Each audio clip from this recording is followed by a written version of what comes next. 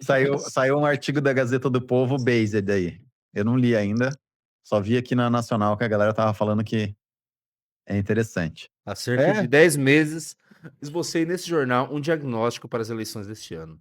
Os dois nomes polarizantes nacionais estavam feridos de desgaste sem mais remissão possível. A disputa não seria decidida por uma grande jogada de um ou de outro neste xadrez, pois suas peças mais eficazes foram derrubadas ao longo dos anos.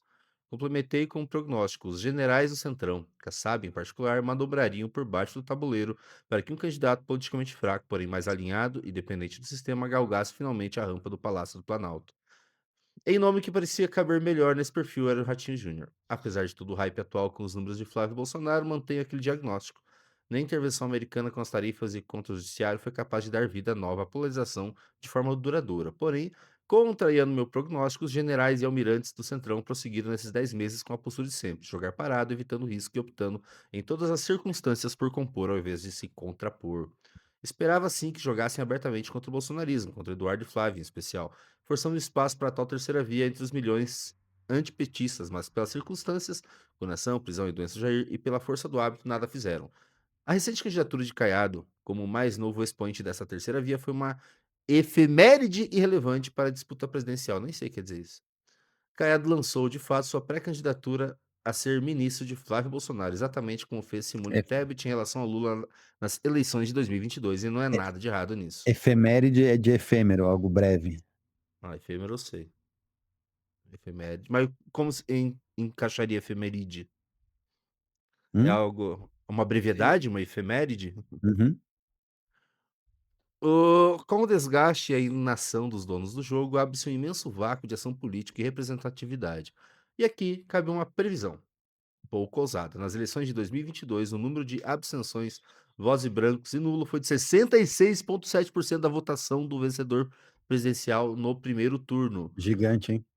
62,8% da sua votação no segundo turno. Neste ano, certamente ultrapassaremos o patamar de 70% nos dois turnos da eleição. Um marco sinistro e desabonador para a legitimidade das instituições e da democracia. São números que falam por si mesmos. Então vamos lá.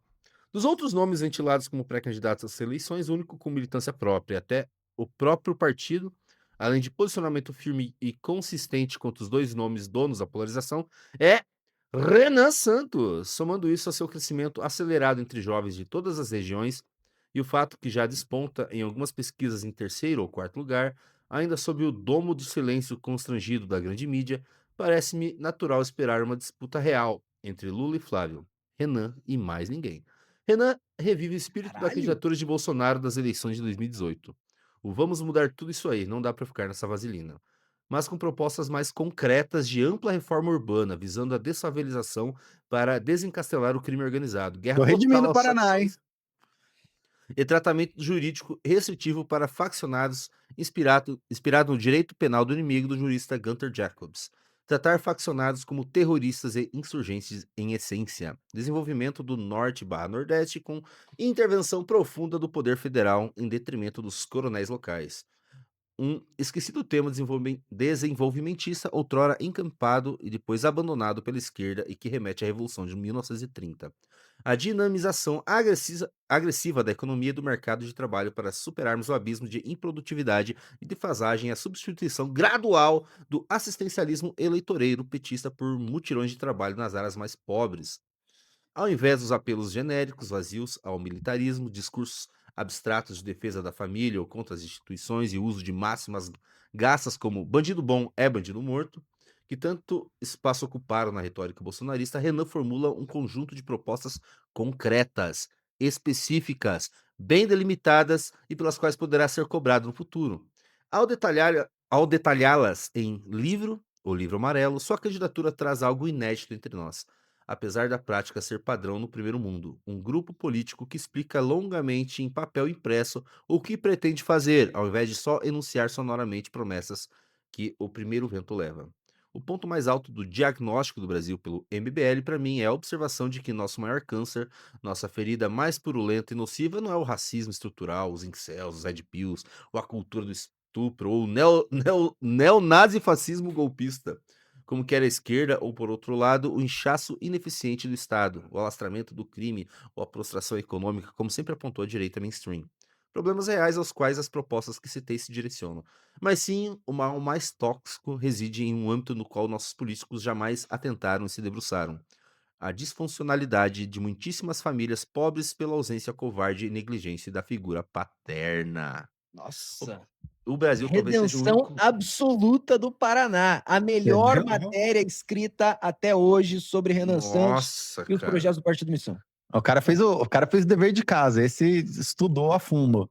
Estudou O legal, né? Porra. o Lê o resto, eu já cansei de ler. Falta Porra, muito? Júnior. Pô, Eu você que é um leio, posso ler. intelectual, porra. Lê aí, senhor BH. O Brasil talvez seja o único país do mundo sem guerra declarada, no qual o número de certidões de nascimento sem o nome do pai cresce todos os anos, segundo dados oficiais. O MBL acerta em identificar aí a verdadeira raiz da explosão de crime que varre todas as regiões. Pois meninos pobres, sem boas referências masculinas em casa, na escola ou na cultura, chegada à adolescência, buscarão tais referências naqueles que ostentam poder e autoridade, onde esses meninos moram. Os capitães do tráfico, os frentes que diariamente desfilam impunes em frente às casas desses meninos, sem camisa, peito estufado, sob os cordões grossos de ouro, AR-15 erguido no braço, bolso transbordante de notas e o onipresente som de funk ao fundo.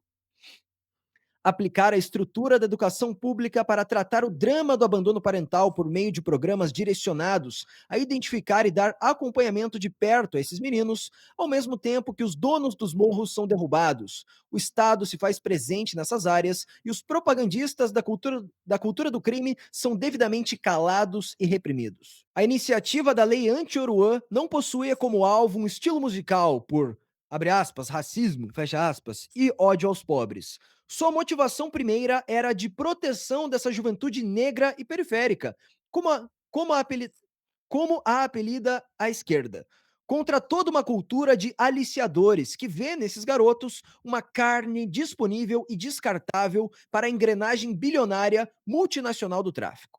A guerra, a instrumentalização do funk e afins pelo crime deveria ser o artigo número 1 do ECA e a tal da lei da misoginia, pois essa mesma objetifica ao último grau meninas pobres menores de idade, as novinhas, se tais instrumentos estivessem afinados com a realidade brasileira atual. E é nesse quadro que o Partido Missão se projeta como uma nova e forte barreira pró-vida no cenário brasileiro, atrelando a manutenção da legislação restritiva em vigor, nas palavras de Renan Santos, uma cláusula pétrea do partido. Há uma proposta de acolhida e proteção a essas vidas negras e pardas, que a esquerda luta para que possam ser abortadas no SUS e que a direita mainstream, estarcisista ou filobolsonarista ignora. Ex-narcisista. O cara é bom com as palavras, tá? É. Como serão recebidas pela população nas eleições desse ano propostas tão ambiciosas e detalhadas? Provavelmente, e em grande parte, com ceticismo, infelizmente.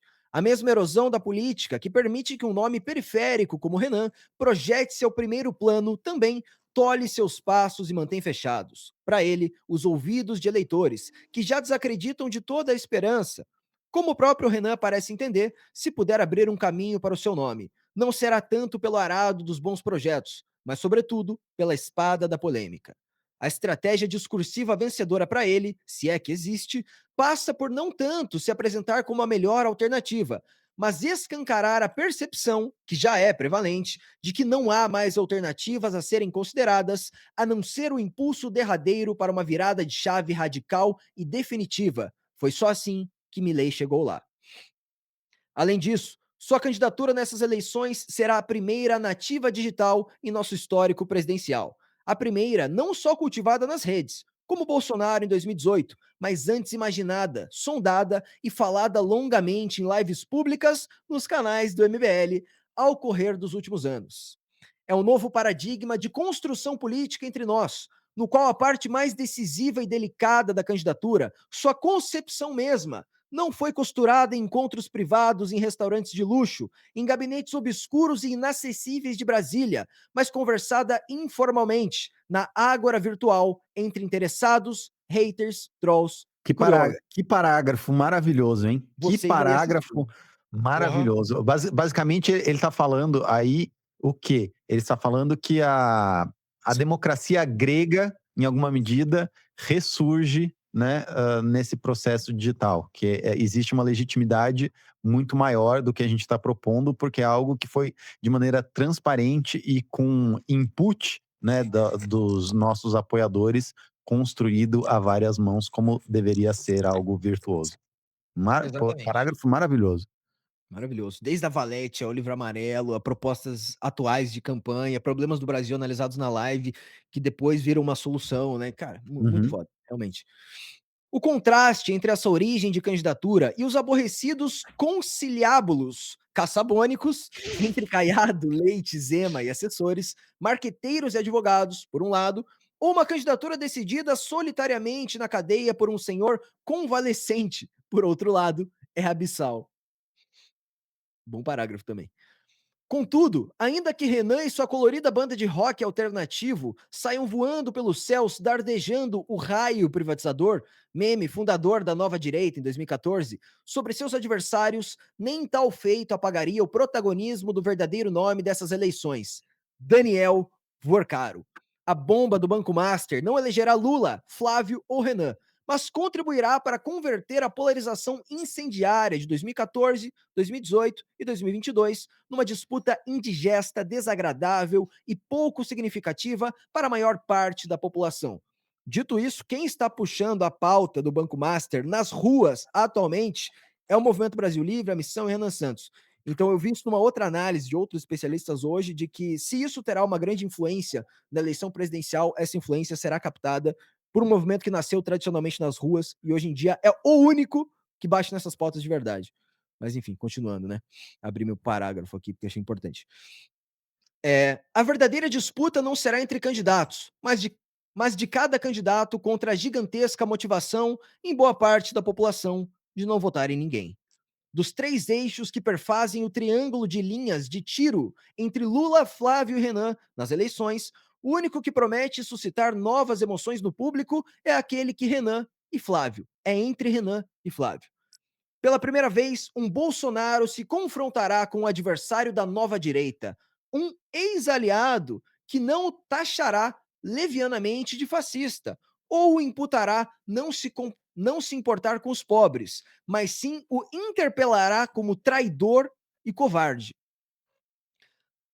Trará ao centro do debate a célebre e extensa lista de traições que Jair teria cometido contra os conservadores que o elegeram e o discutível currículo de Flávio como combatente verde e amarelo. Nesse ponto, o apoio de Flávio ao garantismo de Cássio Nunes e sua oposição à CPI da Lava Toga em 2019 serão lembrados.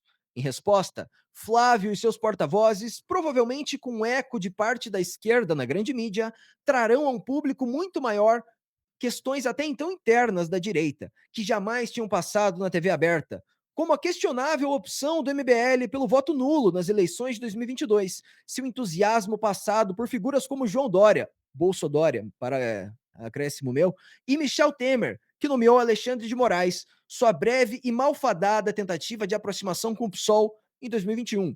Em troca, poucos meses depois, receberam a punhalada pelas costas da cassação em vários níveis ilegal de Arthur Duval, na Lespe. E a relação variante do movimento com o governador Tarcísio e o prefeito Ricardo Nunes. Ex-MBLs e atuais adversários do movimento, como Fernando Holliday, Lucas Pavanato e Gabriel Costenaro, serão, talvez, convocados pela campanha de Flávio e desfrutarão um instante de visibilidade nacional. E há boa chance de ouvirmos novamente, agora em pleno horário eleitoral, o velho áudio constrangedor de Arthur Duval e o recente, esse macabro e revoltante, de Guto Zacarias. Contudo, o ponto mais sensível da campanha de Renan nas eleições desse ano são suas várias declarações que soam como futuras autorizações à polícia para execuções extrajudiciais de líderes criminosos. Policiais que se sintam autorizados a executar quem eles consideram perigoso demais para permanecer vivo. Isso já acontece. No instante seguinte, usarão esse mesmo poder para assassinar qualquer um que lhes interesse calar e roubar, se preciso, forjando confrontos e o uso da legítima defesa. Essa é a velha história dos Essa é a velha história dos esquadrões da morte e das milícias cariocas. Renan fará muito bem se posicionar de forma clara nesse ponto, à medida que atinge um público para além da bolha direitista. Aliás, é difícil de imaginar que o STF eventualmente engula a decretação presidencial de um estado de defesa, como Renan propõe para combater o crime, após uma campanha tecida com essas falas. Além disso, sua proposta de reintroduzir a pena de morte é incompatível com 150 anos de jurisprudência e história nacionais. A última execução, após o devido processo legal de civil, um escravo, no Brasil, foi em 28 de abril de 1876, antes de Pedro II se recusar a autorizar qualquer nova execução sob seu reinado. Sempre esse rei woke. É sempre esse rei woke. Aí o cara vai defender o golpe de 88 aqui para estragar o final do artigo. As constituições de 1890, 1934, 1946, 1967 e 1988 vedaram textualmente, constituições que nos levaram até essa situação calamitosa que estamos, vale lembrar, vedaram textualmente a pena de morte para civis. Como ainda estamos na pré-campanha, suponho que a volta da pena de morte seja, na verdade, apenas uma proposta de longo prazo, hipotética e improvável, do partido, e não efetivamente uma parte da campanha para 2026. Aí que você se engana. Continuo? Continua? A Claro. turma tá curtindo aqui. Tá bom mesmo, eu tô gostando. Outro ponto sensível para parte do eleitorado, se vocês quiserem comentar, só aviso que daí eu paro. Outro ponto sensível para parte do eleitorado é a falta de posição sobre a anistia aos condenados do 8 de janeiro. Renan alegou algumas vezes nos últimos meses que esse tema não teria a importância candente dada pelo bolsonarismo, que as questões de segurança pública, por exemplo, seriam muito mais urgentes objetivamente e também na percepção da maioria dos eleitores, em especial para a maioria alheia aos focos da polarização. Aí, só um parênteses, então, realmente o Renan está completamente correto, né? É muito mais premente a nossa crise de segurança pública do que essa outra questão, mas ele já falou em algumas entrevistas e em alguns programas que sim, o fato deles não terem tido não significa que eles não são culpados e não é a favor de uma anistia, mas de que realmente elas tenham um julgamento justo e uma pena compatível com o delito que foi realizado, e não essa bizarrice como está hoje. Exatamente. É diferente dos bolsonaristas que ficam utilizando essas pessoas estarem presas para ficar vendendo pautas para o Centrão e justificando para a própria militância. O Renan, de fato, passa a agenda direitista por outros temas, e né, não congela ela apenas nesse. A gente está 4 anos só com uma anistia que nunca sai, enquanto várias pautas do Centrão saem com votos da bancada do PL. Mas, enfim. Ao mesmo tempo, um tema recorrente nas lives de Renan é a ideia de que a luta em conjunto da sociedade para eliminar o crime organizado, como a consequente morte de várias de suas lideranças, selaria um novo pacto social entre nós, uma nova ordem de instituições e de valores forjada no árduo esforço comum para derruir o inimigo comum sanguinário. Contudo, alguém parece já ter pensado em alguma coisa análoga antes, ao condenar, por um mega espetáculo midiático e judiciário, pessoas de baixa escolaridade, manipuladas por anos, afastadas de suas famílias e redes de apoio, sem poder de Estado, sem armas, sem influência, apenas devidas pelo crime de golpe de Estado, outrora chamado crime de alta traição e punido com tortura pública, seguida de execução vexatória, Alexandre de Moraes, e sua corte no pináculo do judiciário já selaram um novo pacto entre juristas, políticos, intelectuais e jornalistas. E até o nome foi aventado para o novo regime, democracia militante. De certa forma, ele usou o direito penal do inimigo, né? Ao seduzir e cooptar tantos defensores dos direitos humanos e chancelar publicamente as penas do 8 de janeiro, uma nova ordem de instituições e de valores já foi estabelecida sobre a anterior. E a tarefa para um novo presidente desfazer e denunciar esse pacto macabro, que, ainda em plena vigência, tem servido e servirá de base para as violações de direitos e arbitrariedades cada vez mais cavalares, ou, mais precisamente, 129 milhões de arbitrariedades.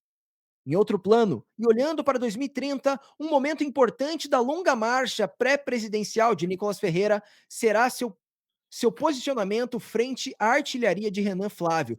Correção, né? O Nicolas ele só pode ser candidato em 2034. Ele não terá a idade de 2030. E eu aposto que escutaremos um silêncio quase total dos mais significativos.